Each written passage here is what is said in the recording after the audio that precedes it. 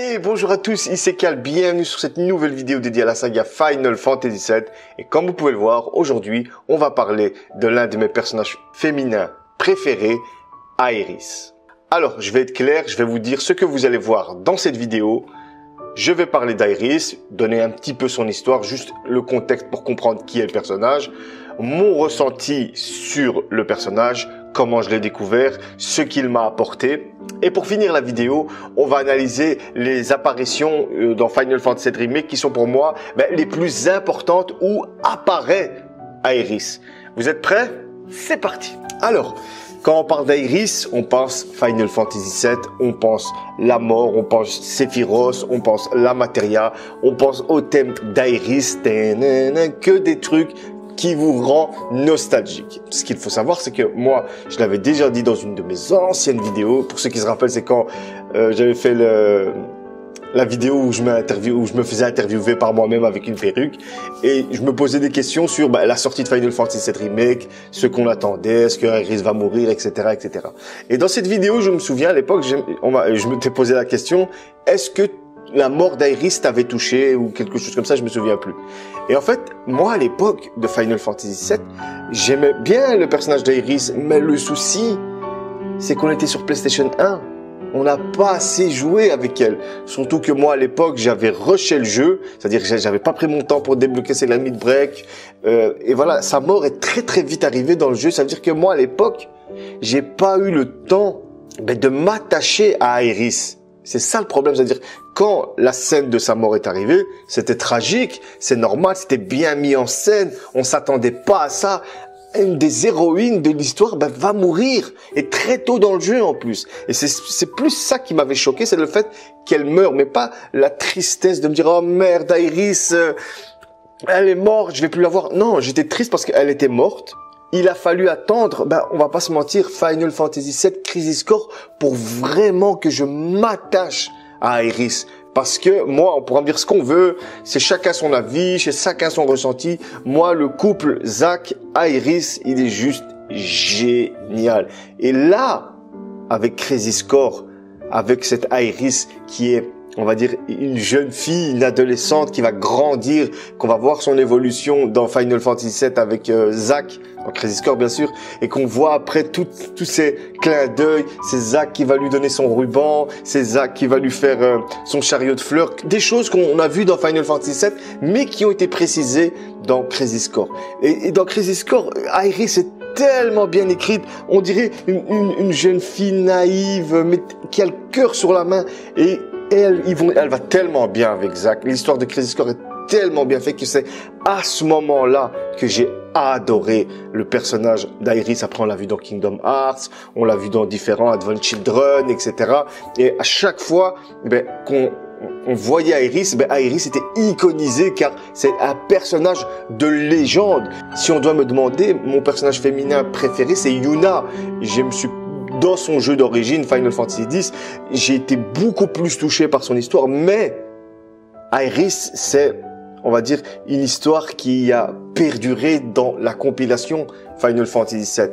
Et c'est là où, en fait, je me suis vraiment attaché à Aerith, c'est à travers les différents jeux, à travers ces différentes apparitions. On va pas se mentir, dans Final Fantasy VII, c'est de la PlayStation 1. Je ne leur en veux pas, c'est normal, c'est l'époque qui veut ça, c'est le matériel de base. L'émotion n'était pas à son paroxysme. Et avec le remake, quand je vous dis tout a été réglé, parce que Final Fantasy VII Remake, Aerith, c'est le meilleur personnage de ce remake. On pourra me raconter ce qu'on veut. Bon, Sephiroth, il est trop stylé, mais ça c'est autre chose. Je suis un fanboy.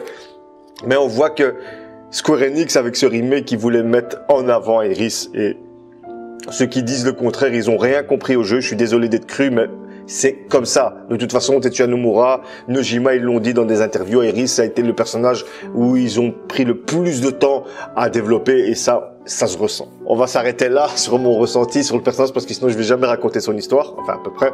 Alors Aerys c'est qui? Aerys elle apparaît dans Final Fantasy VII et on la découvre tout au début du jeu. C'est elle qui ouvre le bal dans Final Fantasy VII quand on la voit en train de prier devant le Mako.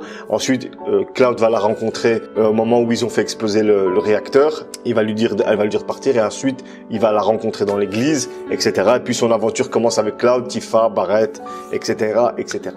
Mais dans Final Fantasy VII, on va apprendre qu'en fait Aerys c'est une Cétras. Une Cétras, c'est un peuple qui a vécu avant les humains et ils avaient un don, ils pouvaient communiquer avec la planète. Et en fait, Aerys, c'est une des dernières Cétras en vie sur Gaïa. Gaïa, c'est le monde de Final Fantasy VII. Et sauf que elle, c'est un métissage, car sa mère Ylfana est une Cétras et son père est un scientifique, le professeur Gast, qui travaillait pour la Shinra pour découvrir tous les secrets des anciens, car le but du professeur Gast, le père d'Aerys, c'était de découvrir la cité des anciens où coule à flot l'énergie de la vie, le Mako.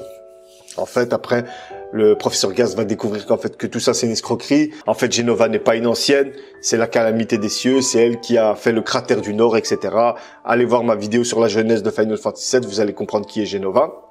Et c'est là qu'il va s'enfuir avec sa femme Ylfana et qui va avoir une fille, Aerys. Malheureusement, comme dans tout bon jeu japonais ou histoire japonaise, il va se faire tuer, sa femme et sa fille vont se faire capturer. Ils vont être emmenés à la Shinra pour différentes expériences avec Hojo, car on n'oublie pas qu'Hojo c'est un enfoiré.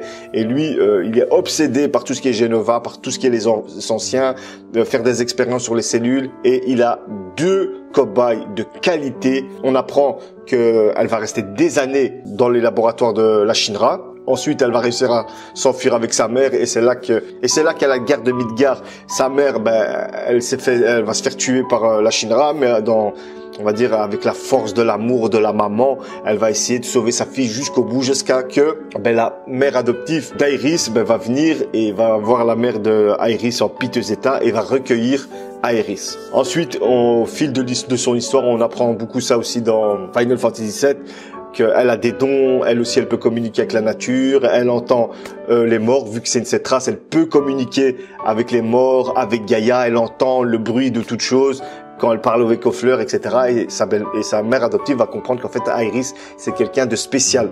Mais on apprend aussi que la Shinra, les Turcs surtout, eux ils ont toujours un œil sur Aerys, car ils en ont besoin et ils vont la protéger jusqu'au moment où ils vont la recapturer. Et nous, avec Cloud et tout le groupe, on va devoir aller la chercher dans la Shinra pour aller la sauver. Une fois que tout ça est fait, on va la sauver et elle, en fait, elle a une matéria blanche qui va lui servir en fait à invoquer la magie sacrée pour arrêter, pour stopper le météore. Elle va se faire tuer par Sephiroth Jenova et c'est là qu'elle meurt. Là, comme je vous ai dit, je vous ai vite raconté son histoire. Hein. Je suis pas rentré dans les détails, mais c'est pour vite vous faire comprendre l'importance de ce personnage dans Final Fantasy VII. Et c'est ça qui a été pour moi à l'époque choquant, c'est le fait qu'on a un personnage avec un tel background et qui meurt dès le premier CD, quoi. Dès le début de l'aventure, et c'est ça qui était choquant, et pas le fait que Aerys meurt, parce que comme je vous ai dit, avec la PlayStation 1, moi je l'ai pas beaucoup attaché à elle, car on n'avait pas les émotions, on n'avait pas tout ce background, toute cette mise en scène qu'on va avoir dans Crisis Core avec la rencontre de Zack, avec leur idylle de jeunesse, avec leur amour naissant et tout le bazar. Et c'est là que moi, Aerys, je suis tombé amoureux de ce personnage clairement dans son écriture.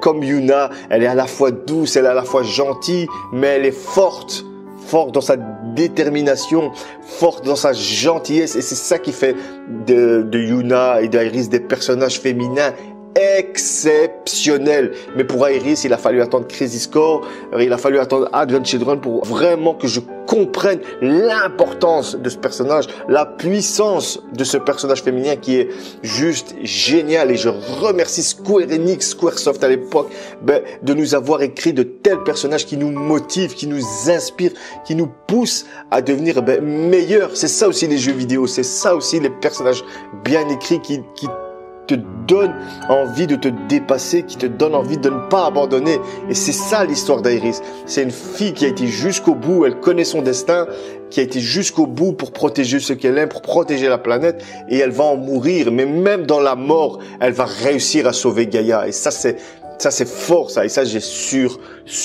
kiffé. C'est ça, les personnages exceptionnels. Parce que quand je parle avec certains d'entre vous, ouais, mais t'es un fou, tu dis que t'aimes bien Iris, mais tu l'aimes pas dans Final Fantasy VII. Je vous ai expliqué pourquoi, les amis. Je vous ai expliqué pourquoi. Moi, j'ai besoin de ressentir les choses. J'ai besoin que quand on rencontre la première fois un personnage, j'ai besoin qu'il me parle directement. Les personnages dans Final Fantasy VII, je me suis attaché à eux parce que j'ai joué beaucoup dedans. La première fois que j'ai fini Final Fantasy VII, il m'a fallu quand même plus de 60 heures. C'est-à-dire que j'ai poncé le jeu. Mais Iris, comme je vous ai dit au départ, j'ai rushé le jeu. J'ai pas pris le temps de débloquer toutes ces limites break parce que je me doutais pas qu'elle allait mourir. Moi, je me suis dit, tu sais quoi, on va prendre notre temps plus tard dans le jeu et la développer. Ben non, ils l'ont fait mourir. Développer le personnage dans d'autres franchises, dans d'autres opus, dans cette compilation. Et c'est là que moi, j'ai découvert le potentiel fort d'Aeris, ce personnage tellement bien écrit, tellement attachant. Et dans le remake, mon ami, oh là là là là là là là. Quelle écriture! Je vous le jure qu'à chaque fois je pense à Iris du remake, j'applaudis. J'applaudis Square Enix. Et c'est pas le fanboy qui parle là. Non, non, non, non. Là, c'est une personne qui a surkiffé un personnage. C'est quelqu'un qui a été touché par l'histoire d'un personnage fictif qui n'existe pas. Iris plus jovial, plus déterminé, qui nous cache des choses dans le remake. Et c'est ça le point ultime de Final Fantasy VII Remake, c'est qu'on a réussi à nous développer une Iris qui était déjà présente dans FF7, ils ont réussi à sublimer ce personnage par rapport à Final Fantasy VII. Pourtant, c'est le même personnage, on est d'accord. Mais ils ont réussi à le sublimer. Chaque fois on rencontre Iris, dans un des épisodes de la compilation, on a chaque fois quelque chose en plus. Dans Final Fantasy VII, on découvre cette Iris, on découvre son histoire. Dans Crisis Core, on découvre une Iris, une gamine, une petite adolescente qui est en pleine évolution, qui va rencontrer l'amour de sa vie, et on voit cet amour naître, on voit oh là là, c'est trop bien fait, et on voit cette jeune Iris, moi, dans Crisis Core, comment elle m'a touché de ouf, surtout quand Zack, il meurt à la fin, et on la voit comme ça, elle prie pour le sauver, puis elle se rend compte que il est mort, et à ce moment-là, il commence à pleuvoir. Quand Zack, il meurt, il pleut. Quand Angel, le maître de Zack, il meurt, il pleut aussi. C'est génial, c'est pour ça que à chaque fois la pluie, en fait, c'est quelque chose de péjoratif, c'est quelque chose de mauvais pour Iris. Et à chaque fois, à la fin du remake, ce ciel est si cruel, voilà, et ça, elle nous touche. Et dans Advent Children, quand on la voit, elle est morte là, hein, elle apparaît, mais à chaque fois là, quand elle apparaît, on a l'impression que c'est...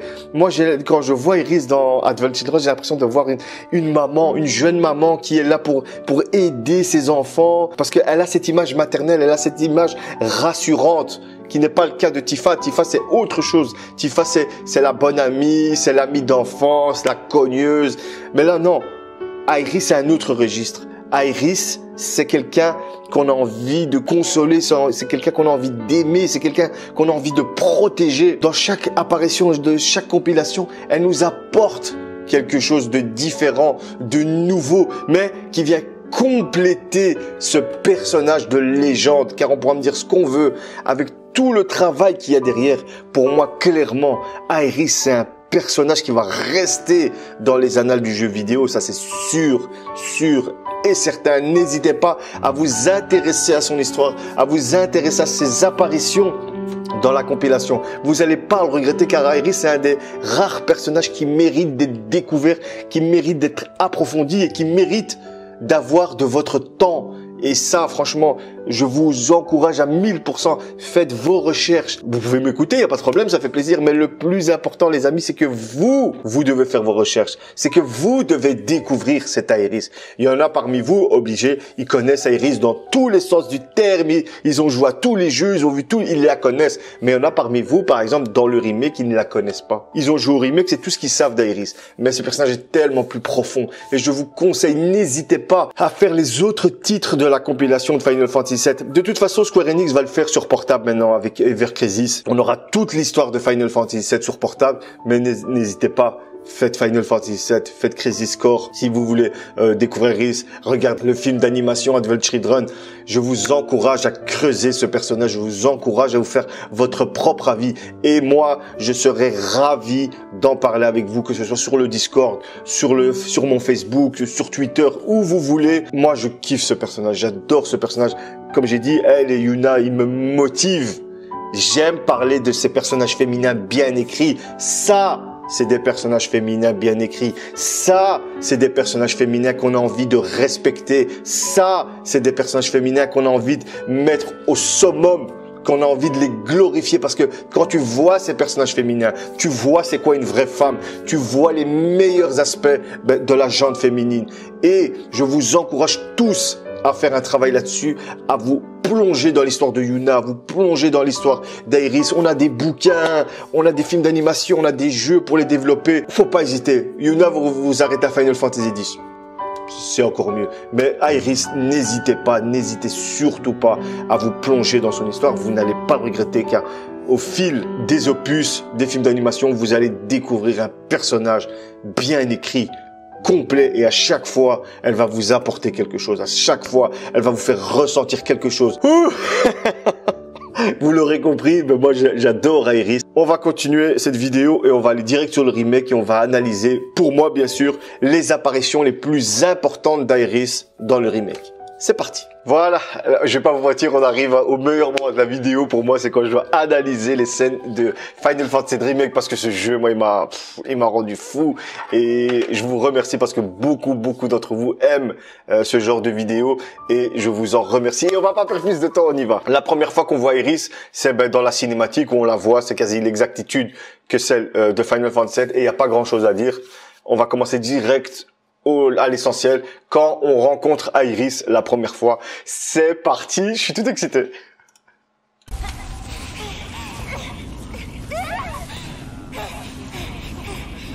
Voilà, on se met là, mettez-vous, on est Cloud. D'accord? On est Cloud. On ne voit pas les fillers. On est d'accord? On voit Iris, on comprend rien. Pourquoi? Qu'est-ce qu'elle a? Mais on voit une sorte de fumée. Là, tu la vois la première fois, tu dis, qu'est-ce qu'elle a? Qu'est-ce qui se passe? Et c'est là que tu vois cette fumée. D'accord? Là, tu te dis, mais c'est quoi ce bazar? N'oublions pas qu'on est, nous, à ce moment-là, on est Cloud, on ne voit pas les fillers, d'accord? On se demande, mais qu'est-ce qu'elle a? C'est quoi cette brume? Ici, on voit Loveless, d'accord? Référence Final Fantasy VII Crisis Core, Genesis. Ils se sont arrêtés. Pourquoi ça s'est arrêté?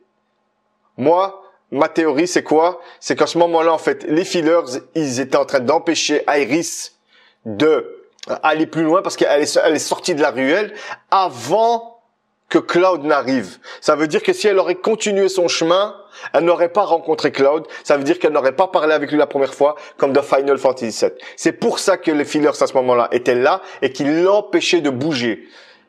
Et les fillers se sont arrêtés. On voit qu'elle s'arrête. Pourquoi? Parce que Cloud est là, Cloud est arrivé en scène, c'est bon, la continuité est sauvegardée, elle va le rencontrer.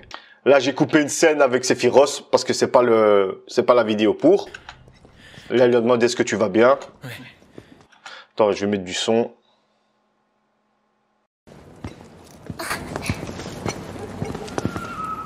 C'est pour toi. Nous, on est Cloud, d'accord? Cette fleur, c'est très important. Pourquoi? Parce que dans Final Fantasy VII Remake, cette fleur représente les retrouvailles. En fait, Iris, c'est trop stylé. Oh putain, ça déchire. En fait, Iris, cette fleur, elle est pour nous. C'est pour les retrouvailles des personnages des gens qui ont joué à Final Fantasy VII. C'est ça que représente cette fleur. Bienvenue, on se revoit, c'est le retrouvaille, on se redécouvre, s'il te plaît. C'est ça que représente. Cette fleur, c'est la redécouverte, c'est la découverte, c'est le fait de revenir dans ce monde. C'est les retrouvailles. C'est trop stylé. Prends-la. Une fleur? Oui. Merci. Tu les as chassés. Alors je te dois bien ça. Mais de quoi est-ce que tu... Oh, on sait pas de quoi elle parle, on sait pas de quoi elle parle. Disons, pour marquer notre rencontre. Pour marquer notre rencontre, mais c'est pour marquer les retrouvailles avec les joueurs. C'est pour oh, c'est déchire. C'est pour faire remarquer. Oh putain, c'est excellentissime. C'est pour marquer le fait qu'on va rejouer à Final Fantasy VII. C'est pour te dire, voilà, sois le bienvenu. Tiens, je ne t'ai pas oublié. C'est les retrouvailles, ça déchire. Putain, je peux en parler pendant 1000 ans. Elle est contente, elle nous fait un sourire. Oh, regarde, s'il vous plaît, voilà. Regarde, elle nous fait un sourire. Elle est contente de nous retrouver. Ça déchire. Ça déchire. Pourquoi? Parce que la dernière fois qu'on a joué avec Iris, elle est morte. Ça fait plaisir de la revoir et elle sourit. Elle aussi, elle est contente de nous revoir. Je suis un fanboy. Je m'en fous. C'est ce que je ressens. À ce moment-là, quand je vois cette scène, c'est ce que je ressens. Et de toute façon, quand j'ai joué à cette scène à ce moment-là, c'est ce que j'ai ressenti à ce moment précis. Il manquait plus que ça. Je t'ai entendu, tu sais. Et c'est combien? Le prix est variable suivant le client. Dans ton cas... tu ne me dois rien. Hein? Tu sais ce qu'elle signifie? La musique d'Iris. Retrouvailles. Retrouvailles. Qu'est-ce que vous voulez de plus? Qu'est-ce que vous voulez de plus? Dans Final Fantasy VII, il n'y a pas cette fleur. Dans Final Fantasy VII, quand tu rencontres Iris, tu lui dis « Casse-toi, c'est dangereux ». Il n'y a pas cette fleur. Il n'y a pas cette signification de retrouvailles. D'accord? Là, à ce moment-là, on n'est déjà plus dans Final Fantasy VII. On est déjà dans le remake. Il y a déjà quelque chose qui a changé, qui n'a pas changé quelque chose d'exceptionnel, mais qui a changé quelque chose pour les joueurs qui ont connu Final Fantasy VII à l'époque. Pour ceux qui ne connaissent pas Final Fantasy VII, cette scène ne représente rien. Pour eux, c'est normal, mais pour nous, non. C'est les retrouvailles. Dans Final Fantasy VII, on n'a pas cette fleur. On n'a pas cette scène des retrouvailles. Je ne sais pas ce que vous voulez de plus. Je ne sais pas ce que vous voulez de plus. Cette scène représente les retrouvailles avec Iris qu'on avait perdu dans le premier CD d'FF7. J'ai chaud. Merci Square Enix. Merci de nous faire des jeux pareils, de nous permettre encore après 1 an de pouvoir nous plonger dans cette œuvre qui est géniale. Putain de merde. La musique. C'est la dernière musique qu'on a écoutée quand Iris est morte. D'accord? Est-ce que vous comprenez? Dans Final Fantasy VII, il n'y avait pas cette musique. Je préfère t'avertir. Je sais très bien me défendre. Ok, j'en suis certaine. Et alors? Je ne me laisserai pas intimider. Ah, tu crois que c'est un piège? Qu'une bande de gros bras t'attend dans l'autre rue?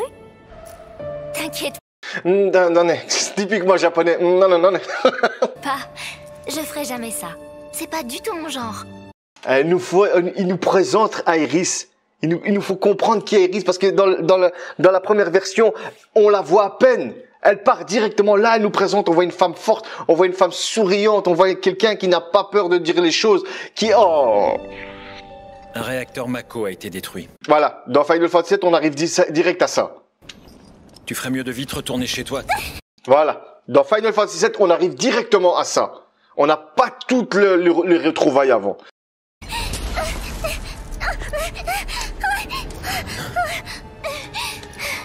Là, elle va le toucher. Là, c'est comme si à nous, elle nous a touché. Là, elle nous a fait rentrer dans Final Fantasy VII Remake. On voit les fillers pour la première fois.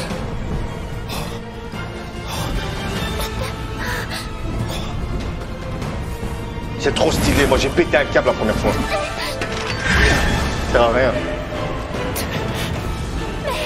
C'est quoi?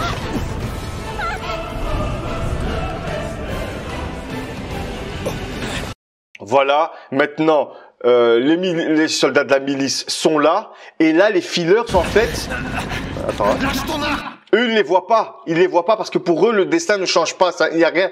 Eux, ils sont là, ils sont à leur place, c'est bon. Mais elle doit pas être là. Iris, à ce moment-là du jeu, ne doit pas être là parce qu'au moment où Cloud lui dit, dans Final Fantasy VII, il y a un réacteur Mako qui a été détruit, il ferait mieux que tu te casses. Elle te dit oui ou non, ou je sais pas quoi, et elle part. Elle ne voit pas les soldats de la milice. Regardez maintenant, Iris, elle est là. Les soldats de la milice, ils sont là. Il suffit qu'un tire pour arrêter Cloud, bim, il peut la tuer. Voilà, Final Fantasy VII, la continuité, elle est morte, c'est fini. Voilà. Mais non, eux maintenant, ce qu'on fait là, ils sont en train de tourner autour d'Iris pour la protéger d'une balle perdue. Et ils les voient pas. Ils ne les voient pas. À mon avis, on devrait se séparer. Comment est-ce qu'elle le sait? Comment elle sait qu'ils doivent se séparer? Pourquoi elle lui a pas dit ouais, on va s'en... Pourquoi elle lui dit on doit, à mon avis, on doit se séparer? Comment elle sait? Comment elle sait qu'au moment où elle va partir, les fillers vont la suivre? Comment elle sait ça? Juste, s'il vous plaît, répondez à cette question. Voilà, là, le fillers, on voit bien qu'il regarde Iris. Au revoir. comment elle sait ça? Voilà, ils sont partis. Pourquoi? La continuité a été sauvegardée. Iris n'est plus là. Iris n'est plus en danger par la milice et le combat de Cloud va pouvoir commencer. Mais comment elle sait que en partant, elle lui dit, on doit se séparer. À mon avis, on doit se séparer. Comment elle sait? Comment elle sait, bordel? Moi, ça me rend fou. Ça fait 1 an que ça me rend fou. Et j'en ai rien à foutre. Vous allez devenir fou avec moi. Je vais pas vous lâcher avec le remake. J'en peux plus. Et vous allez devenir fou avec moi. D'un côté, je suis content parce qu'il y en a de plus en plus qui sont en train de devenir fous. Et tant mieux, je me sens moins seul. C'est ça, une communauté. Vous devez partager mes délires. Vous devez partager mes souffrances. Je déconne, bien sûr. En fait, je déconne pas. Voilà, maintenant, la continuité sauvegardée, c'est nickel. Alors ici, pour cette scène, c'est une question que je me suis toujours posée. Pourquoi elle lui montre la matérielle alors qu'on la voit pas? Parce que même dans Final Fantasy VII, on ne voit pas cette putain de matérielle. On la voit pas. Qu'est-ce qu'elle va lui dire? Attendez. Les matérias sont pas vraiment des objets. On voit pas de matériel. Ça, c'est rien à voir avec le remake. Même dans le 7, elle est où cette putain de matériel? Elle est où? Pourquoi on la voit pas? C'est vrai, mais la mienne est particulière. En fait, elle ne sert absolument à rien. On la voit pas, putain.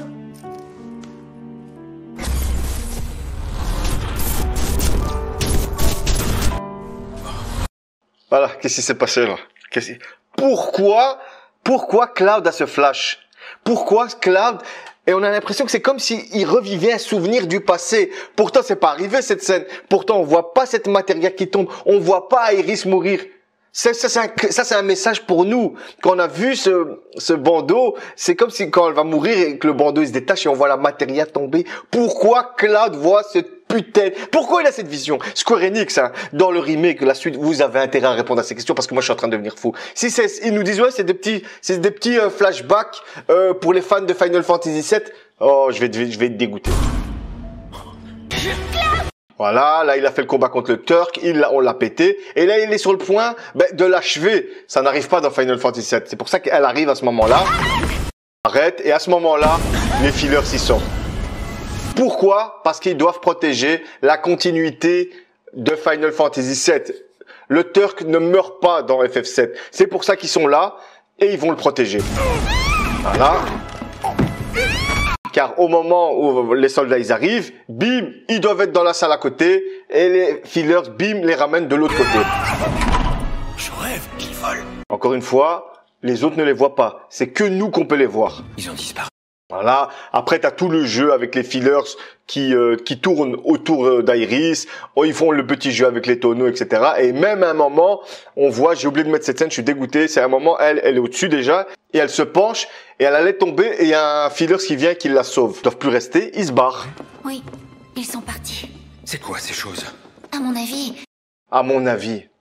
Ça veut dire qu'elle a une théorie, elle sait quelque chose. À mon avis. Non, en fait, je n'en sais rien. Pourquoi elle s'est tue à ce moment-là? Pourquoi? Parce qu'elle sait qui sont les fillers. Et si à ce moment-là, elle divulgue l'information à Cloud, elle change le déroulement de Final Fantasy VII. Et surtout, elle nous casse notre plaisir à nous en tant que joueurs de Final Fantasy VII. Parce que si elle nous le dit maintenant, c'est des créatures du destin, dès le départ, nous on va savoir, voilà, le destin va être modifié. C'est pour ça qu'elle se tait. Mais ces phrases-là, ça nous montre que Iris sait des choses. À mon avis, elle réfléchit, elle dit non, je peux pas leur dire. Non, en fait, je n'en sais rien, vite partons. Vite, retrouvons la continuité de Final Fantasy VII. Voilà, maintenant on se retrouve, on l'a accompagné, on se retrouve dans son jardin. J'ai bien aimé cette scène. Je rigole. J'entends pas leur voix. Voilà, elle leur a dit, ouais, j'entends les voix, c'est une cette race. Elle entend la voix de la terre. Elle entend la voix des plantes et tout le bazar. Mais regardez, ce que j'aime bien ici, c'est que sa mise en scène, on nous montre pas ses yeux, parce qu'elle nous cache quelque chose. Encore de la mise en scène. Quand un acteur, quand dans un film, un personnage se tourne de profil, on ne voit pas ses yeux, c'est qu'il nous cache quelque chose. C'est de la mise en scène, c'est pas moi qui invente ça. Vous voyez où ça m'amène Final Fantasy Remake? Je commence à analyser les films, je commence à analyser le montage, mettre des personnages en scène, mettre des situations en scène tellement que ça me passionne, tellement pour comprendre ce putain de jeu. Mais tu sais... Voilà, là maintenant elle va nous donner une vraie info et là on la voit. Et encore une fois... Laisse tomber. Laisse tomber. Et elle est triste. Regardez, elle est triste. Elle peut pas partager ça avec nous. C'est trop tôt. Elle va trop nous divulguer d'histoires. En plus, ça déchire, ça déchire. Elle était contente. Regardez, ça déchire. Voilà. Elle est contente. Elle va lui dire quelque chose. Parce qu'elle le connaît, putain. Et puis elle s'est ravisée. Non. Laisse tomber. Encore une fois. Ça fait 2 fois. En plus, tu me croirais pas. Sûrement. Il se rend compte, c'est bien, c'est ça que j'ai aimé dans ce jeu, le développement de Cloud aussi. Cloud aussi, il est super bien développé. On voit que ses réflexes, ils sont là, de dire ouais, j'ai besoin de personne, je suis un soldat, alors que c'est pas un soldat, mais il s'ouvre quand même. Il a vu qu'elle est en détresse, il va s'ouvrir. Dis-moi quand même. Voilà. T'es sûr? Ouais. C'est de la belle mise en scène. On dirait presque que je pourrais les entendre. Qu'elles essaient de me transmettre quelque chose. Voilà, là, elle nous fait comprendre que c'est une ancienne, hein, tout simplement, c'est une cétrasse. Hein. Car elle peut entendre la voix de toute chose, la voix de la nature, les fleurs, c'est la nature, c'est Gaïa. Quelque chose qu'elles doivent nous dire. En tout cas, c'est l'impression que j'ai. C'est comme si Iris, en fait, c'était une sorte de réceptacle. C'est comme si elle nous devait nous transmettre un message de Gaïa. Elle doit nous transmettre un message de la Terre. C'est le messager, en fait. Mais nous, à ce moment-là du jeu, qu'on a joué, ceux qui ont joué à Final Fantasy VII, ça nous touche. Pourquoi? Parce qu'on connaît son histoire. On connaît tout ça. Mais ça fait du bien de voir ça être mis en scène. Pour ceux qui connaissent pas Final Fantasy VII, ils pigent rien. Tout simplement. Je crois qu'il me manque un petit truc. Que je n'écoute pas comme il le faut. Et du coup, je n'entends pas. Comme si elle n'était pas prête ou quelque chose comme ça. Je ne fais rien comme il le faut. J'aime bien. Comme... Attendez. Hein. Je n'entends pas. Cette vidéo va durer longtemps, hein, je vous le dis tout de suite. Hein. Je ne fais rien. Comme il le faut. Tu vois, c'est mis entre parenthèses. Ça prouve que ça la touche, ça lui pèse. Comme il le faut. Et à force, je finis par abandonner. On connaît pas ce visage de Iris, cette fille qui abandonne, cette fille qui ne sait pas où elle doit aller. Les gars, elle sait des choses, c'est pour ça. Et là, on voit un personnage qui se remet en question, qui sait pas comment ça va se passer le futur, parce que, oh là là, on verra ça plus tard, ça déchire. C'est pas l'impression que tu donnes. Voilà, ça... Cloud, tu vois quand Cloud il parle, c'est les joueurs qui parlent, ceux qui parlent de Final Fantasy VII, c'est qui ont joué à Final Fantasy VII, qui connaissent Iris, qui connaissent ce personnage qui a été jusqu'au bout de son jeu, le premier CD, et qui est morte pour se sacrifier. Et pourquoi? Parce qu'elle sait ce qu'elle devait faire. Elle le sait. Et là, ce Cloud là qui la rassure, c'est nous qu'on la rassure. Moi, c'est comme ça que je ressens les choses. De ce que j'ai vu jusque-là. C'est quelqu'un de fort, c'est quelqu'un de déterminé, quelqu'un qui n'hésite pas, même dans la peur, elle continue. C'est ça Iris de Final Fantasy VII. Et là, on voit une Iris qui doute, qui ne sait pas où aller. Pourquoi? Parce qu'elle sait déjà tout ce qui va se passer. Et elle est perdue, elle ne sait pas comment faire. On reviendra plus tard. Non, mais tu sais, aujourd'hui, je fais des efforts. Elle est trop magnifique, ce personnage. Pourquoi ça? C'est un jour spécial?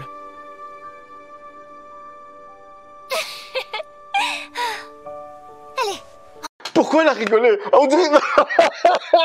Oh putain, je deviens fou. Alors peut-être c'est rien, mais ça me déchire. Oh là là, quand franchement, je crois que Final Fantasy Remake partie 2, c'est le jeu que j'attends le plus au monde. J'ai jamais autant attendu un putain de jeu. Voilà, là aussi, on se retrouve dans la cachette des enfants. Et j'ai oublié de mettre cette partie dans la vidéo, je l'ai refait beaucoup plus tard. Alors ici, on voit un des cobayes de Hojo, ceux qui ont joué à Final Fantasy VII comprendront.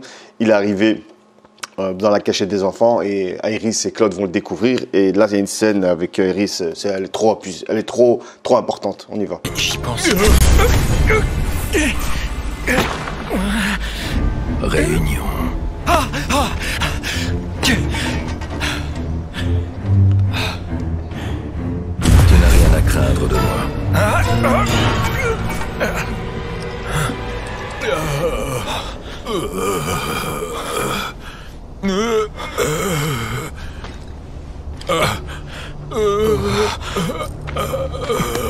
Ça va aller. Cloud, ça va aller.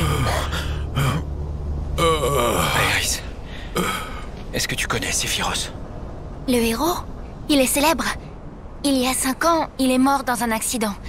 Ils l'ont annoncé aux infos. Là, rien de anormal. Tout le monde connaît Sephiroth, même Aerys, elle connaît Sephiroth grâce à, comme elle a dit, aux infos, mais grâce aussi à Zack parce qu'il lui parlait de Sephiroth, etc. Mais c'est ici que ça part en couille. En fait, il est peut-être encore vivant. Et de nouveau, on revoit cette mise en scène. On voit pas les yeux d'Aerys. Elle se penche sur le côté. On voit pas son regard, comme si elle fuyait notre regard pour dire... Ce serait étonnant. Voilà.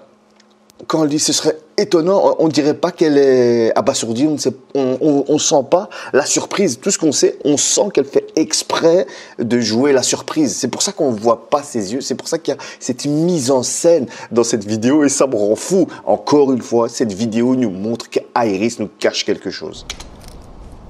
Bon, allons-y. Et là, et le jeu il reprend. Ça, c'est une scène super. Voilà. Là, on la voit partir. Elle part comme dans la scène dans Final Fantasy VII. La dernière fois où Aerys va être avec nous, c'est la même scène. On la voit partir dans la forêt endormie pour aller dans la cité des anciens. Et c'est ça que représente cette scène.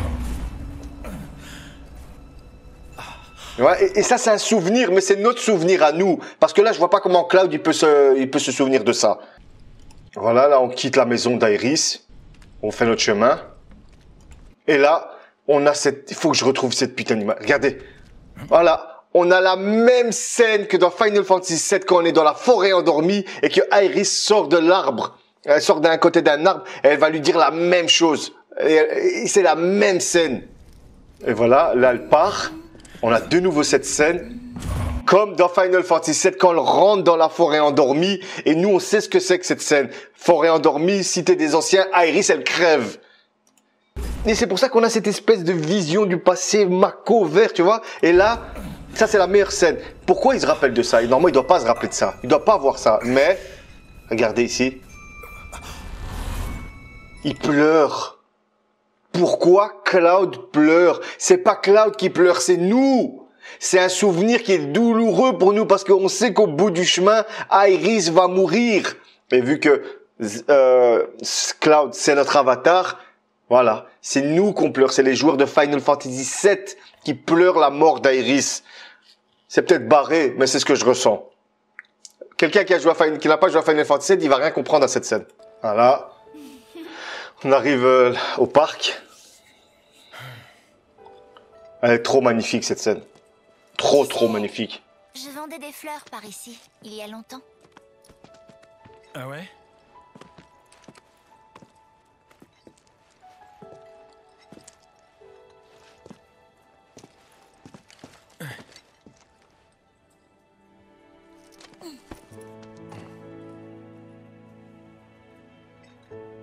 Il est vraiment bien ce Cloud, il est vraiment bien, moi j'aime bien.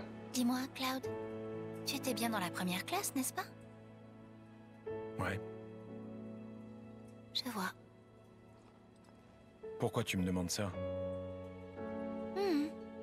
Ça me rappelle juste un ami. Un ami? Qui ça? Le premier garçon que j'ai aimé. Et la musique. C'est quoi son nom? Je le connais peut-être?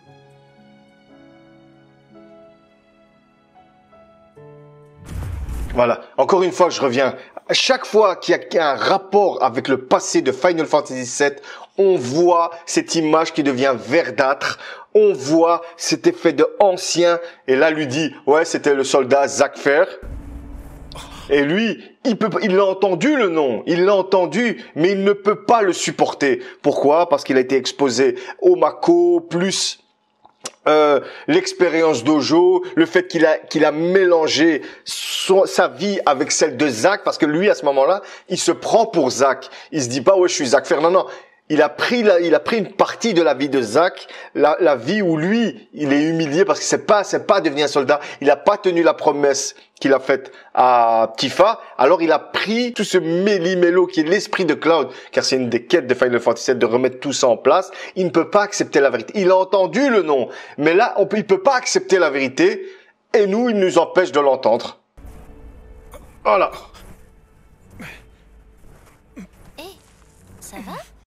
Tu vois, c'est comme si son esprit, il bloquait l'information parce que à ce moment-là, Cloud n'est pas prêt pour avoir cette information. Il n'a pas fait la Final Fantasy VII, il n'a pas fait toute cette quête pour devenir plus fort mentalement. Tifa n'est pas là pour l'aider. Voilà. C'est pour ça que ça bloque.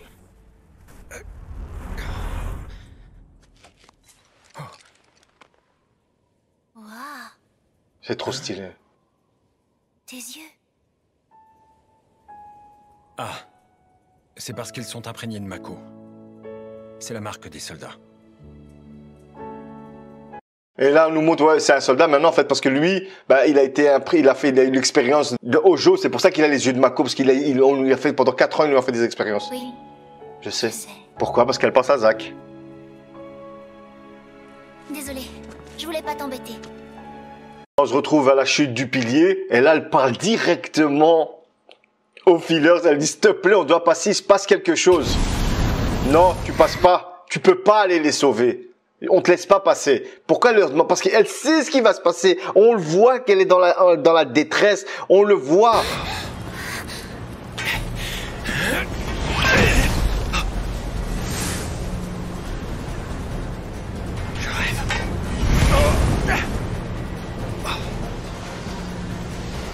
Cloud, Tifa, on doit passer. On ne peut pas faire autrement. Voilà, c'est obligatoire. Elle sait ce qu'il y a. Il faut passer. Malgré que le destin la bloque, on doit passer. Oui. T'as le combat qui sert à rien, on n'a pas besoin du combat. Voilà, on te montre que ça sert à rien. On te fait comprendre qu'ils sont invincibles. Là maintenant, ils ont fait perdre du temps à Cloud et à Tifa. Maintenant, ils doivent monter au pilier parce que c'est là où tout va se passer.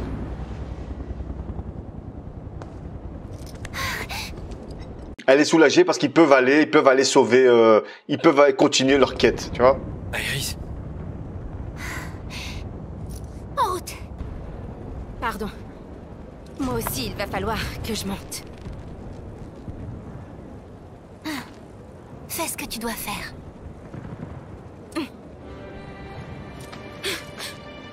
Iris! Pas loin d'ici, il y a un bar qui s'appelle 7e ciel. C'est là que... Marlène m'y attend. C'est ça? Je m'en occupe.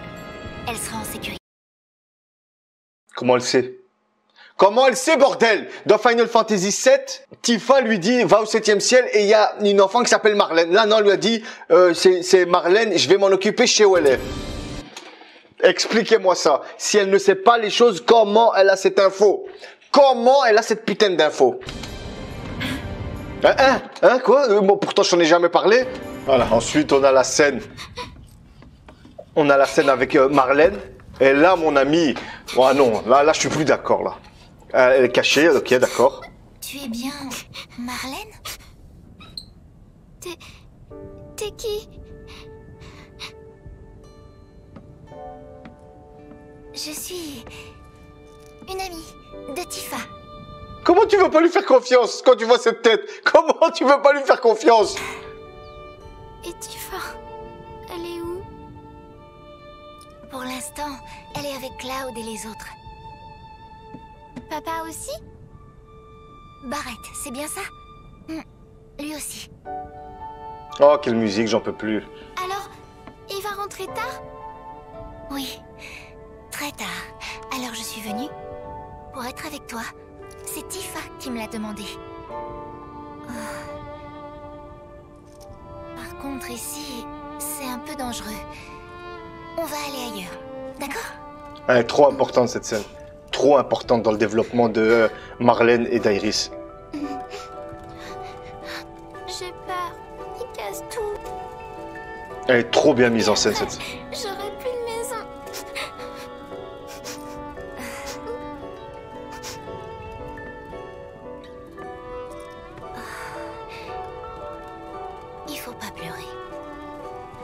Elle est trop bien développée, ce perso. Trop bien développé. Ta famille va. C'est ta maison. D'accord? Allons la chercher.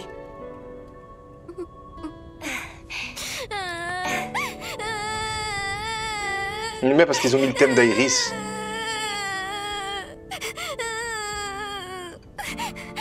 Iris aussi, elle se retrouve un peu en elle, tu vois, quand elle était petite, etc. Tu vois. C'est pour ça qu'elle est touchée par Marlène. Et là, regarde.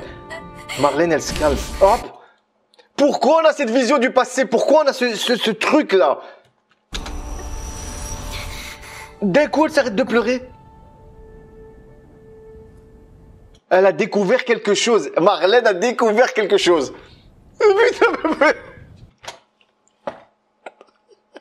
et puis on me dit, calme, ouais, tu racontes n'importe quoi. Mais pourquoi elle lui dit chute? Pourquoi elle lui dit chute? C'est quoi le rapport entre Marlène et Iris? Marlène, c'est une ancienne, point barre. Elle a ressenti les choses au contact d'Iris, elle a ressenti quelque chose, elle a compris quelque chose sur Iris. Et Iris, au ce moment de l'accolade, elle a compris, elle aussi, elle lui a dit chut, faut pas le dire. Elle lui fait confiance et lui dit oui, putain. C'est un truc de dingue. Je sais pas ce que vous voulez de plus.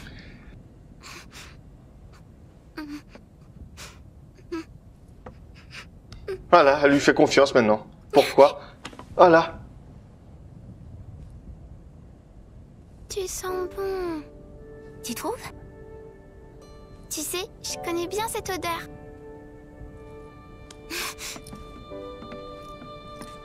C'est bien cette petite mise en scène, c'est bien. La fleur, les retrouvailles.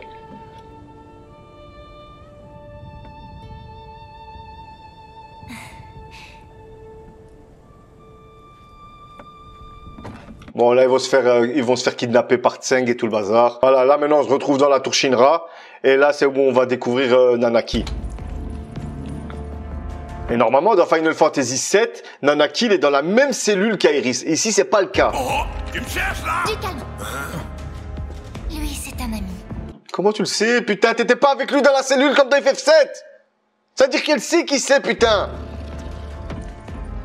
Et vu que ça doit être un compagnon, et là il est agressif parce qu'il n'a pas passé son temps avec elle dans la capsule, il ne la connaît pas, ben voilà, il faut le calmer, il faut le rassurer. Elle est trop bien fait, Nanaki. Comment tu veux pas...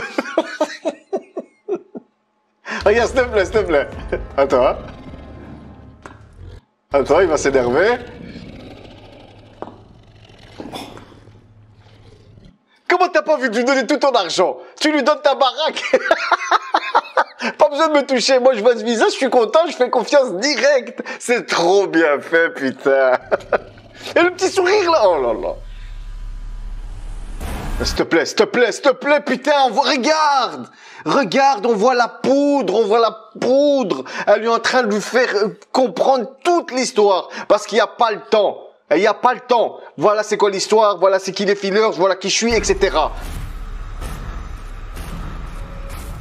C'est un raccourci de Final Fantasy VII. Quand eux, ils étaient dans la cuve, là, ils ont le temps de discuter, ils ont le temps de parler. Non, elle doit faire un raccourci. Elle le touche, elle lui explique toute l'histoire. Voilà. Tout ce qu'on a vécu, nous, dans Final Fantasy VII Remake, elle lui explique en le touchant. Voilà, il s'est calmé. Mais putain... Mais à part ça, elle sait pas tout, hein. Voilà. Voilà, mais à part ça, elle sait pas tout, hein. Voilà, là on est dans la scène quand ils se réveillent dans la chambre, l'ancienne chambre d'Iris. Quand j'étais ici avec ma mère, c'est dans cette pièce qu'on dormait. C'est curieux. Rien n'a changé ici. Tous les matins, il venait pour emmener ma mère quelque... Dans Final Fantasy VII, il n'y a pas cette scène. Cette scène n'existe pas. Cette chambre n'existe pas. Pourquoi? Parce que dans Final Fantasy VII, elle représente l'histoire quand ils sont tous en prison. Et on voit cette petite trio de jalousie entre Tifa, Iris et Cloud. C'est la scène de la prison. Il y en a tellement, ils ont beuglé parce qu'ils n'ont pas vu cette scène. Alors que cette scène, elle est juste génialissime. Je suis content à 1000%. Mais quand je te dis à 1000% qu'ils n'ont pas mis la scène de la prison, ça nous prouve qu'on n'est plus dans Final Fantasy VII. Ça nous prouve qu'on est dans le remake. Ça, c'est la scène du remake. On n'est plus dans FF7. On en apprend trop sur Iris. On en apprend sur sa mère. Elle venait, voilà, quelque part. Voilà, Je pour les restais expériences. seule. Souvent, je pleurais. T'en apprends plus sur Iris. Qu'est-ce que vous voulez de plus? J'en ai carrément fait une vidéo d'analyse du tableau. Allez la voir. Iris, avant notre fuite, tu peux nous raconter, même si c'est compliqué.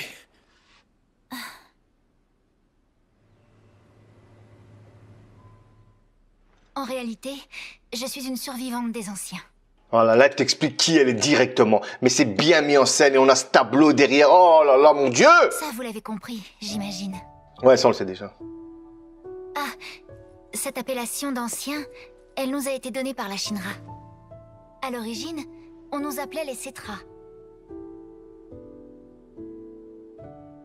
De la planète nous naissons. Avec elle, nous parlons. Mais putain, mais qu'est-ce que vous voulez de plus? Elle est trop stylée, cette scène. On en apprend plus sur la jeunesse de Final Fantasy VII. On en apprend plus sur Iris. Ça déchire! Et sa voix, nous écoutons. Et un jour, à la Terre promise, nous retournerons. C'est stylé de ouf. Le bonheur suprême nous attend sur cette Terre, don de la planète. Quel savoir? Tu me flattes. En fait, je croyais que c'était qu'un conte pour enfants, moi. Mais non, il connaît. C'est ça que j'aime bien. Barrett, il est bien développé. Shinra, c'est sûr. La terre promise, il la cherche depuis longtemps. Et toi, tu sais où elle se trouve? Cette soi-disant terre promise? Pas du tout. Un jour, peut-être que je le découvrirai. Mais là, j'en ai aucune idée. Et c'est vrai en plus, elle ne le sait pas. En tout cas, c'est la Terre promise des anciens. Enfin, c'est la tienne et celle de ton peuple. Même si ça devait être un lieu somptueux où la Mako abonde, la Shinra a pas le moindre droit dessus. Et ils veulent l'accaparer, c'est ça? Pfff, leur cupidité me débecte. Bon. Toi, Cloud, tu vas emmener Aeris hors d'ici. Moi, je vais défoncer ces salauds avant de rentrer. Non, attends. À vrai dire, c'est compliqué. Voilà. Elle allait développer, elle allait leur donner un nouveau plan, elle allait leur expliquer pourquoi il faut pas faire ce qu'elle a dit Barrett. Elle allait casser la continuité de Final Fantasy VII. Et ils apparaissent. Déjà qu'ils ont rien à foutre là, normalement. Ils doivent pas être là déjà. Mais ça change rien. À niveau continuité, ça ne change rien. Ils sont, au lieu d'être dans la prison, ils sont dans la chambre. Mais, attention, c'est symbolique parce que cette chambre représente la prison d'Iris et de sa mère. Pour elle, ça reste une prison. Bordel, qu'est-ce qu'ils nous veulent encore, ces trucs-là? Ils sont créés par la Shinra ou quoi? Et on entend le prélude derrière. C'est des fileurs. Le terme de gardien du destin est ce qui les définit de mieux. C'est stylé de dingue. Ils apparaissent devant ceux qui essaient de changer le cours du destin et leur font rectifier leurs actes. Qu'est-ce que vous voulez de plus? Du destin? Comment ça? Autrement dit, c'est le cours qui va de la naissance de la planète jusqu'à sa mort.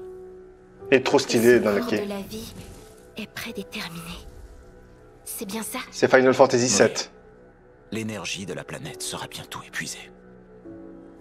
C'est vers cet avenir désespéré qu'ils veulent nous conduire, ces maudits fileurs? Attends. Comment ça se fait que tu saches autant de choses, toi?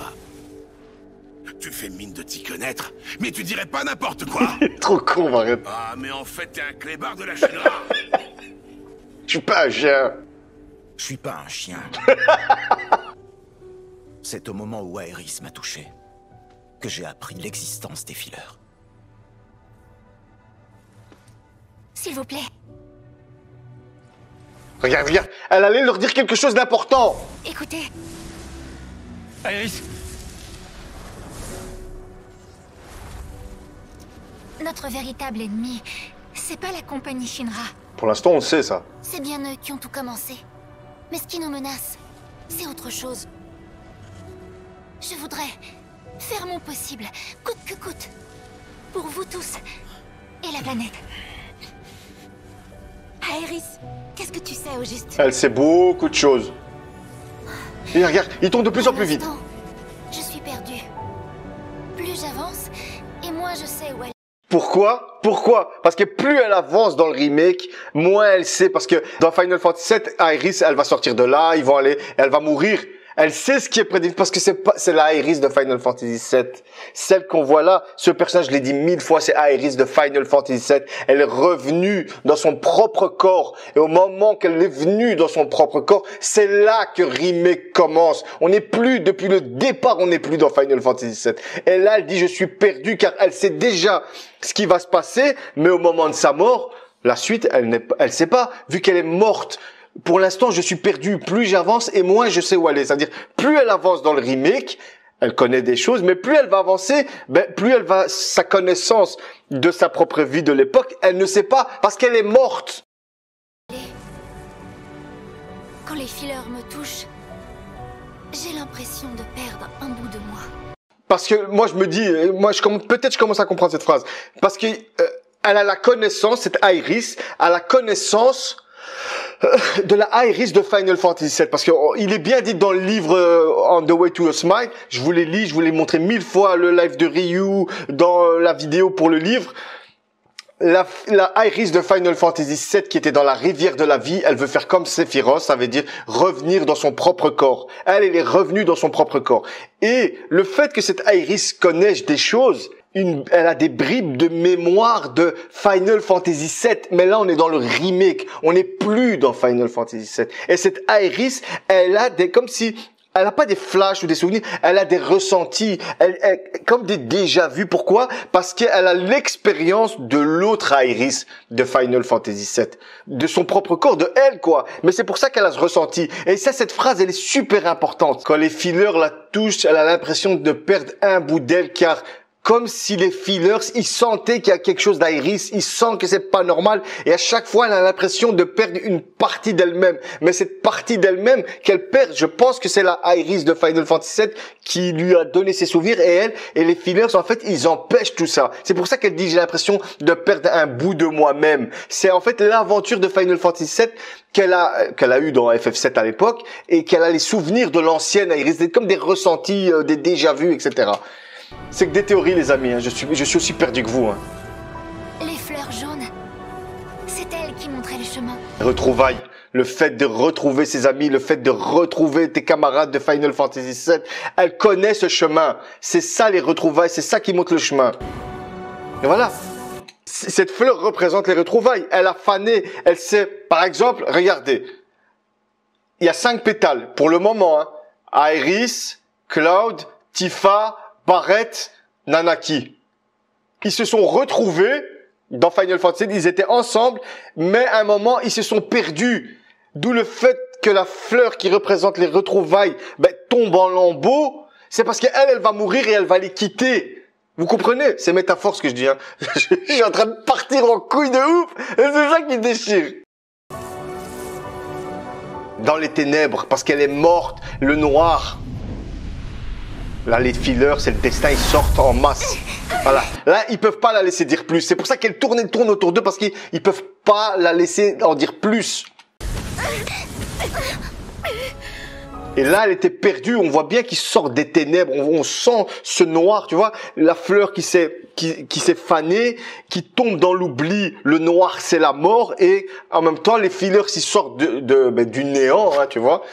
Et pour tourner autour d'elle, pour l'empêcher de parler. Et c'est à ce moment-là que Tifa, elle la sort, les retrouvailles, elle la sort, revient vers nous.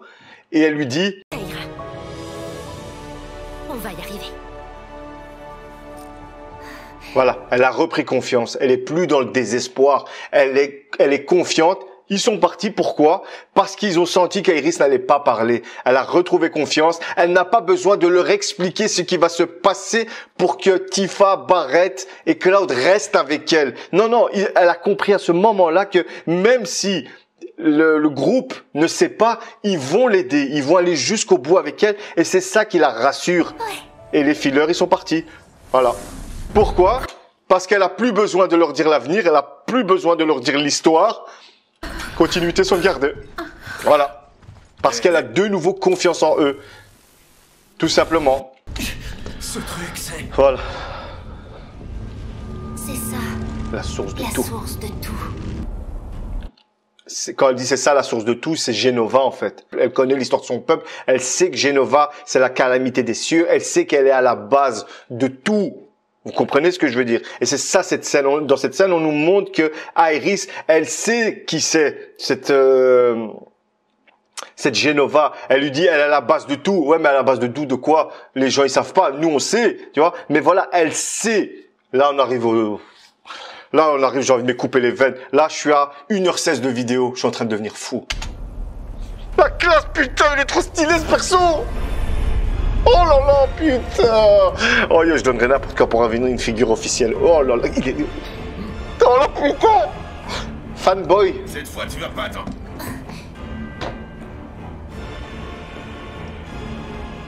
Attends. Putain, ça fait chier. Son instinct, il sait que il est mauvais. Tu as tort. Tu te méprends. Mais de quoi tu parles? Les yeux embués d'émotion ne sauraient y voir clair. Déjà, elle lui vient, elle lui dit, tu te trompes. Tu sais pas tu te trompes. Comment elle le sait? Elle a jamais rencontré Sephiroth, elle a jamais parlé avec lui. Dans FF7, comment elle sait ses plans, comment elle sait que tu t'égares, comment elle le sait. Pourquoi? Je l'ai expliqué dans toutes mes putains de vidéos. Cette Aerys a déjà rencontré Sephiroth dans le live stream. Faut lire le bouquin de On the Way to a Smile ou regarder mon live avec Ryu ou la vidéo sur le bouquin, vous allez tout comprendre. Des yeux embrumés d'émotion ne sauraient y voir clair. Pourquoi? Parce que quand lui, il est arrivé dans la rivière de la vie, tout ce qui faisait l'humanité de Sephiroth, il l'a balancé. L'humanité ici, c'est par émotion. Quand tu es un humain, tu as des émotions, tu te fais guider par tes émotions. Lui, il n'est plus humain. Au Japon, surtout dans la culture japonaise, quand tu n'as plus tes sentiments humains, tu deviens un démon, tu deviens un monstre. C'est ça qui te rend humain. C'est tes sentiments, c'est tes émotions. Des yeux embrumés d'émotions ne sauraient y voir clair. Pourquoi? Parce que ça gâche ta vision des choses par l'amour, alors que lui, il est stoïque, il est pragmatique, il s'en fout des émotions, il voit la vérité. Tu te trompes dans ta cause. Mais qu'est-ce qu'elle en sait, putain? Qu'est-ce qu'elle en sait de la cause de Sephiroth si elle ne le connaît pas? Le seul moyen qu'elle dise ça, c'est parce qu'elle l'a rencontré dans la rivière de la vie. Au moment où elle s'est approchée de lui, dans le livre, il est marqué, elle s'est approchée de l'homme et elle sait c'est quoi ses plans. Tu te trompes dans ta cause. Pourquoi? Parce qu'elle sait ce qu'il veut faire. Alors là, on est dans la scène où Sephiroth, il a ouvert le portail, il invite Cloud à le rejoindre et il va le suivre. Et à ce moment-là, Aerys va l'arrêter. On regarde ça tout de suite.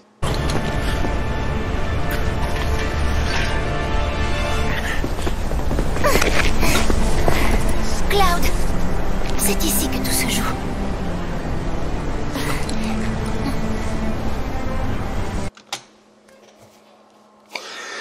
Le portail qu'il a ouvert là, pour moi, Sephiroth là, c'est un portail qui permet en fait à Cloud et les autres de continuer le chemin, tout simplement. C'est pas pour faire la bataille et tout, c'est pour tout simplement continuer le chemin et continuer Final Fantasy VII. Et c'est elle qui change la nature de ce portail.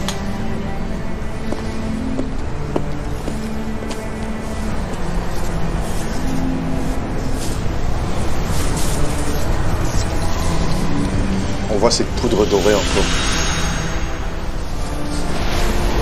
C'est elle qui change la nature de ce portail. C'est-à-dire elle nous ramène autre part.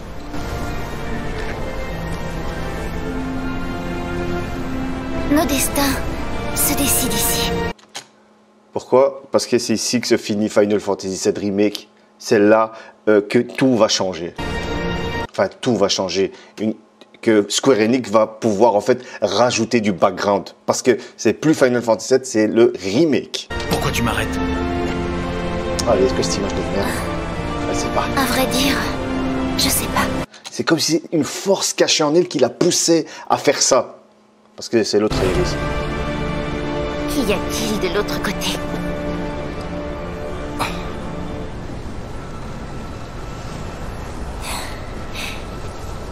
La liberté. La liberté pour qui? Pour Square Enix de pouvoir profiter de ce remake et ramener d'autres choses. Voilà, c'est ça en fait. Ou alors c'est la liberté pour elle de changer ton destin. Pourtant, pour être honnête, ça me fait peur. C'est normal, elle sait pas ce qui se passe derrière. Depuis le début de ce remake, elle a des bribes, elle sait ce qu'elle doit faire, mais une fois qu'elle va traverser ce portail, ils vont tuer le destin. Elle sait que elle n'aura plus le contrôle. Ça va être une nouvelle aventure pour elle, comme pour nous en fait, tout simplement. C'est comme un ciel sans fin.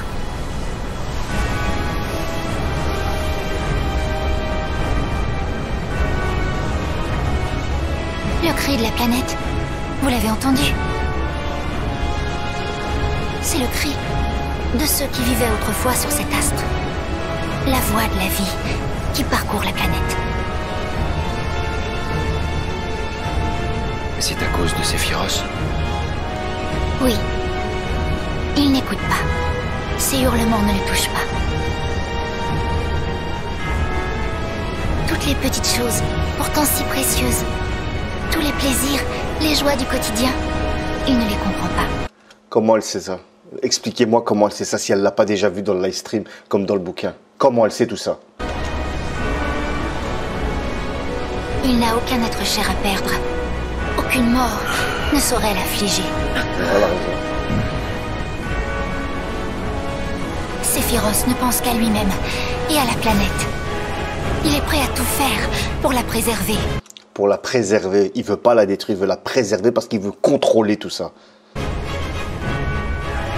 Malheureusement, il est complètement dans l'erreur. En vérité, l'ennemi de la planète, c'est lui-même. Comment elle sait tout ça? Comment elle sait tout ça, putain de merde? Répondez-moi dans les commentaires. Dites-moi comment elle sait tout ça. Elle lui a jamais parlé. Je dois l'arrêter. Pourquoi elle doit l'arrêter? D'où elle le connaît? Pourquoi? Parce que c'est la mission qu'elle s'est donnée dans le live stream. Elle doit arrêter Sephiroth. Elle doit arrêter l'homme. Je voudrais te demander... Je voudrais vous demander votre aide. Je sais que si on se bat ensemble, on peut le faire.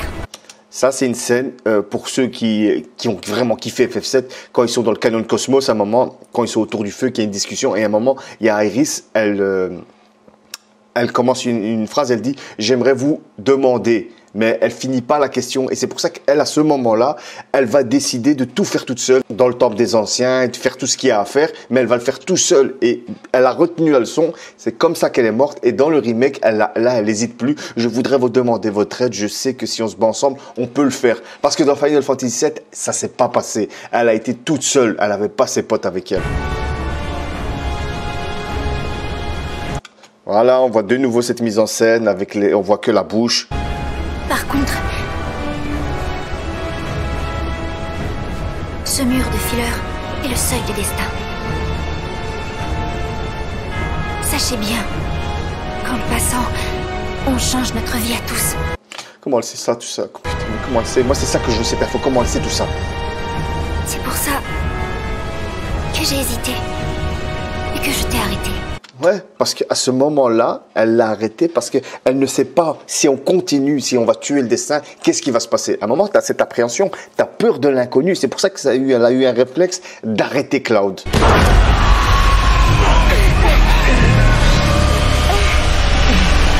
Le cri du destin.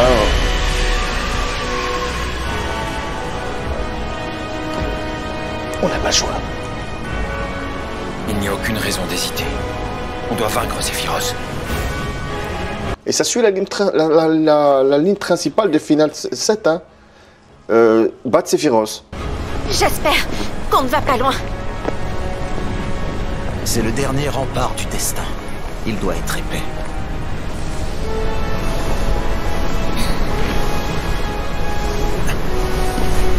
C'est stylé, n'empêche. Hein. On voit ce mur de fillers, il est épais, c'est trop stylé de dingue. Et voilà, là, ils vont continuer, ils vont aller tuer le destin. Ça, je me l'explique pas. Ça, je me l'explique pas. On a l'impression qu'ils sont entre deux mondes. Où on est?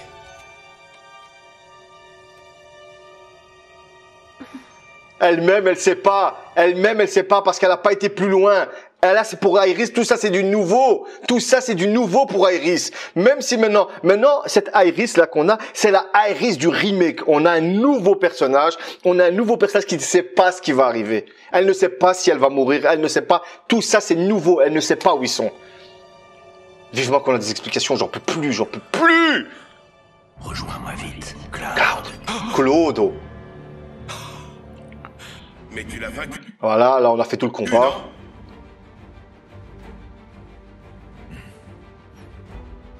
On le retrouvera.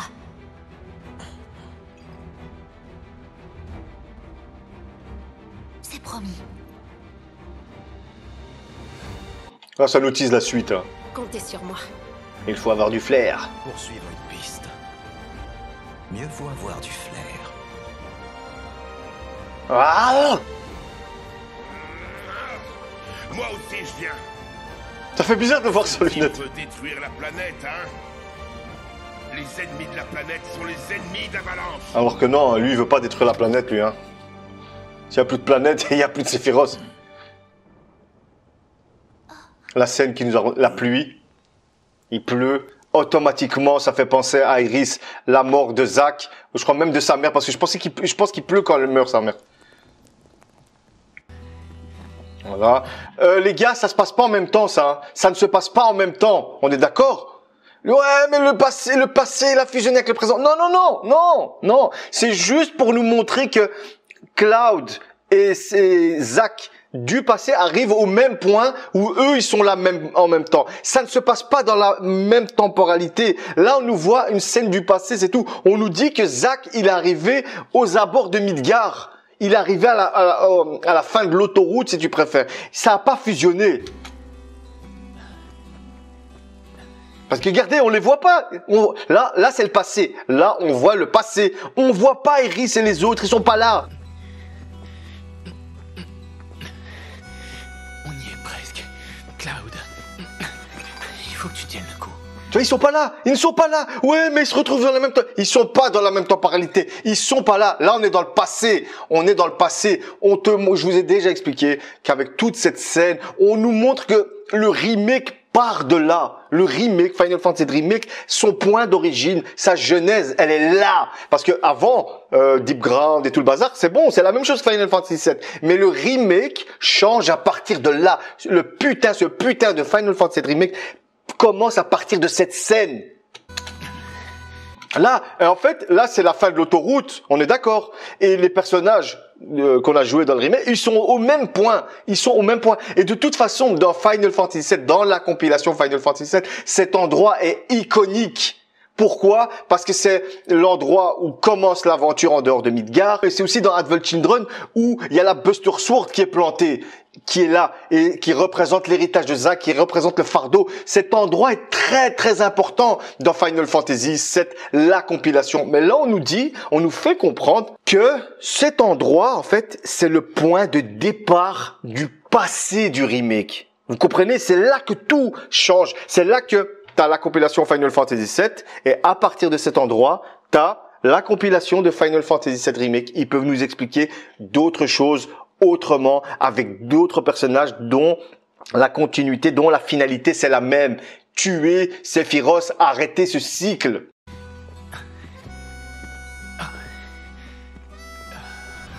Et là, ouais, mais regarde, il y a 2 Buster Sword. Il n'y a pas 2 putains de Buster Sword. C'est la même. Sauf que là, on te montre que c'est le commencement du remake. Et là, on te montre le Cloud qui continue son chemin. Ils sont pas là en même temps. Ils sont au même endroit. C'est le même endroit à 2 temporalités différentes. C'est tout. Et là, avec cette scène, pourquoi ils les voient pas? Pourquoi? S'ils sont au même endroit, ils devraient les voir. C'est pas le cas. C'est pas le cas. On te montre que ce Cloud, il va devenir comme ça. C'est lui qui va hériter de la Buster Sword parce que Zack, il va le déposer à Midgar. Il va lui donner l'épée. Nojima est venu sortir un truc vite fait, bien fait pour le fait qu'il va lui donner l'épée. On va pouvoir commencer Final Fantasy Remake. Mais cette scène, j'arrive plus à parler. Oh putain, on me demande pourquoi j'aime le remake. Cette scène, c'est pour nous montrer que Cloud, il ressent rien là, il voit rien. Il voit rien, pour lui, il ne se passe rien. C'est pour Iris, elle ressent des choses. N'oubliez pas qu'elle est connectée au live stream. Et le live stream, il est intemporel. Elle ressent les choses. Elle sent que Zack, il est là. Et voilà. Et on sent qu'elle est dégoûtée. On le sent. On voit bien qu'elle ressent quelque chose, putain. Elle baisse les yeux. et elle voit Zack, comme si Zack lui échappait. Il est vivant, elle sait pas où il est, il lui échappe, parce qu'il est là quelque part, mais elle ne sait pas où il est.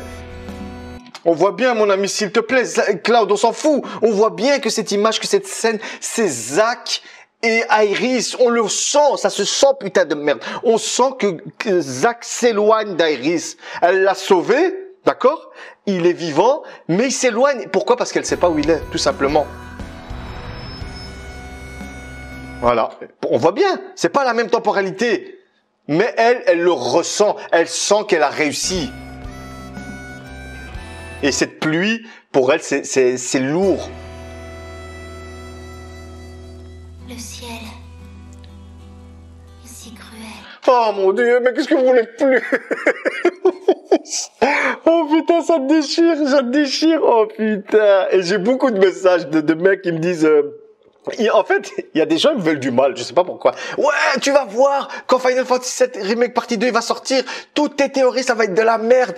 Tu vas te sentir con. Non, tant mieux. Si Nojima et Tetsuya Nomura, avec leur scénario, ils ont réussi à me faire encore plus de surprises que ça. Je suis l'homme le plus heureux du monde. Car moi, pendant tout le temps que Final Fantasy VII Remake on n'a pas la partie 2, ben moi j'ai pu rêver, j'ai pu parler avec vous, on a pu théoriser, j'ai fait des connaissances, je me suis même fait des amis avec ça à travers internet, à travers cette passion de Final Fantasy Remake. Même si le remake, la partie 2, c'est rien à voir, Zack il est mort, on me raconte autre chose, je vais applaudir. Je vais être dégoûté parce qu'ils étaient tellement à fond dedans, mais je vais applaudir. Pourquoi? Parce que ils ont réussi à me tromper. Je me suis tellement jeté corps et âme, et il n'y a pas que moi, on est plusieurs, dans ce remake, j'ai tellement donné à fond que ça va être une surprise. Et si, par exemple, ce que je dis, il y a 50%, c'est vrai, je vais être l'homme le plus heureux de la Terre.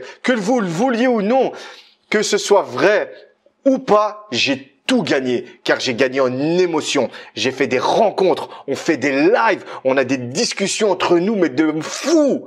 Qu'est-ce que vous voulez de plus? Je ne fais que gagner en ressenti, je ne fais que gagner en émotion et en plus je rencontre des gens. Tout ça pour un jeu. Voilà la puissance du jeu vidéo. Voilà la puissance de cette passion qui est la nôtre. Elle nous permet de nous retrouver comme la fleur d'Iris, malgré ce Covid de merde, malgré le fait qu'on peut pas se voir. Pourtant, on est quand même connecté à travers un média. Et si vous n'êtes pas content, ben je peux rien faire pour vous. Et je remercie tous les autres qui me suivent dans mes théories, dans mes vidéos. Je vous remercie. On est à 1h30 de vidéo. Bien sûr, pour vous, ce sera beaucoup moins. Et je prends un plaisir monstre. Attendez. Dans 20 minutes, je vais aller chercher les enfants. Ça me déchire. Un grand merci à vous. Ce jeu est génial. Ce jeu est génial. On va laisser la musique. Ah oui. La scène de... J'avais oublié, parce que je l'avais mis à la fin. Là, on est dans la scène du rêve. Comment t'as fait? Parce qu'elle est pas là, elle est prisonnière, là. Oh. Et on sent, vous voyez, on sent par rapport au ciel que c'est pas naturel. Ça pourrait être une aurore boréale, c'est pas une aurore boréale. On sent que c'est pas normal. On a l'impression que c'est du Mako. C'est un rêve. Peut-être. Rien n'est sûr. Est-ce que ça va? Comme tu le vois. Tu sais, Cloud, quand j'étais petite, j'étais chez la Shinra. Elmira nous a raconté. Je vois. Du coup, en fait, c'est un peu comme si j'étais retournée dans ma maison d'enfance. En vérité, on y est plutôt bien. Elle aime ça, malgré que ce soit une prison, elle est bien où elle est. Pourquoi? Parce que c'est vrai que la Shinra lui fait des expériences, mais elle a une chambre à elle, elle était avec sa mère. Malgré que ce soit une prison, elle était bien quand même. C'est bien ça. Oh. Ah oui, vraiment? Mieux qu'ici? Non mais ça... T'es méchant. Elmira aussi s'inquiète pour toi. Aussi? Tout comme... toi? Bah évidemment. Je voulais pas t'inquiéter. Désolée. Elle se tourne, elle se cache.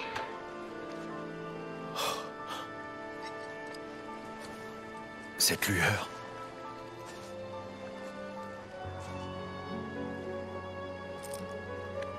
Direct en mode prière, direct. Aerys, on la représente aussi souvent avec les bras croisés, les poings fermés, en mode prière, c'est une mage blanche, tu vois, c'est comme une prêtresse. Elle nous fait penser à Crisis Core Adventure. Mourir un jour. Tout le monde doit mourir un jour. Je sais bien.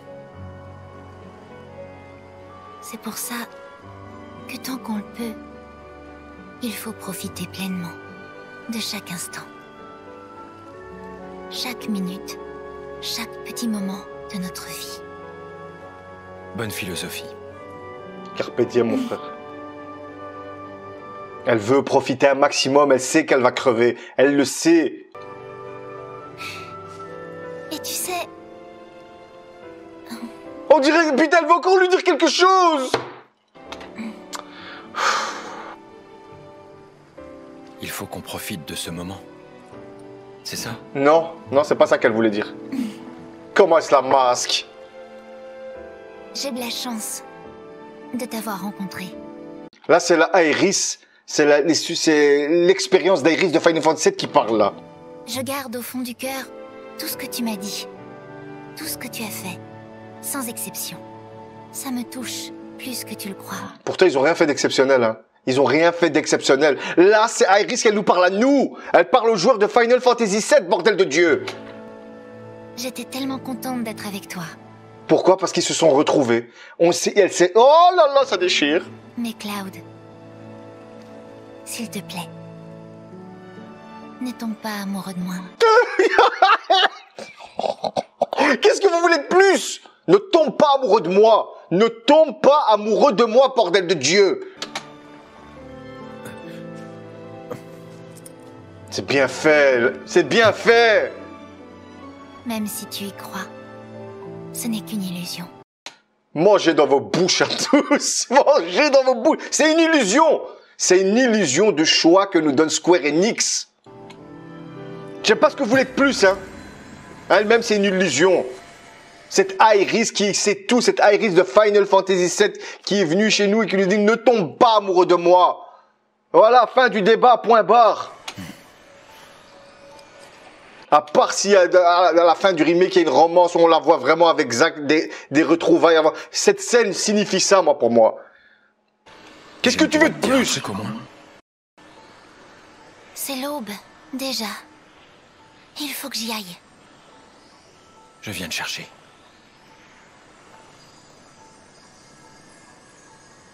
Tu ne devrais pas. Mais merci.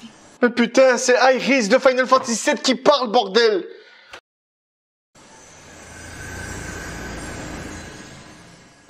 Ça déchire, ça déglingue, mon Dieu, toutes ces questions qu'on se pose. Ouais, mais toi, t'es fan de Aerys et de Zack. Parce que c'est ce qu'on m'a montré dans Final Fantasy VII Crisis Core, Final Fantasy VII. Mais, encore une fois, ce n'est que des choix, ce n'est que des illusions, comme elle vient de le dire. Mais pourquoi elle lui dit, ne tombe pas amoureux de moi? Pourquoi? Expliquez-moi cette phrase, s'il vous plaît. S'il vous plaît, excusez-moi ces putains de phrases. Je comprends rien. J'en ai marre, j'adore ça, c'est épique, c'est magique. Merci Square Enix, merci à vous tous dans les commentaires. Oh non, on peut pas s'arrêter sur Cloud, hein. Il faut une image avec Aerys, voilà. Merci pour le développement de ce personnage de ouf. Merci pour une telle écriture. Mais ce remake, hein, franchement, ce remake, c'est un cadeau à tous les fans de Final Fantasy VII. Quel développement de personnage. Après du gameplay, on s'en bat les couilles. On parle de l'histoire. L'histoire est juste géniale. L'histoire est juste monstrueusement bien écrite. Je suis impatient de voir la suite. J'ai jamais autant attendu un jeu. J'ai jamais autant entendu un jeu dans ma putain de vie de gamer. Mon Dieu, quel hype de ouf! Voilà, cette vidéo, ça représente vraiment tout l'intérêt que j'ai pour ce personnage d'Aerys, tout l'intérêt que ce personnage a dans le remake. Mais il y a tellement à dire. Moi, je suis à combien? Je suis à 1h35 de vidéo. Bon, je sais pas pour vous combien ça va peut-être faire 1 heure de vidéo. Mais il y a tellement à dire, il y a tellement à partager entre nous que c'est juste génial. Je vais m'arrêter là parce que je dois aller chercher mes gosses. Sinon, j'aurais pu rester encore 1 heure. Mais on va, avec Sefrius, on va essayer de faire un live spécial Aerys et je vais lui en parler. En tout cas, ici, c'était Cal et je vous dis à une prochaine fois pour une autre vidéo sur Final Fantasy VII. Ciao.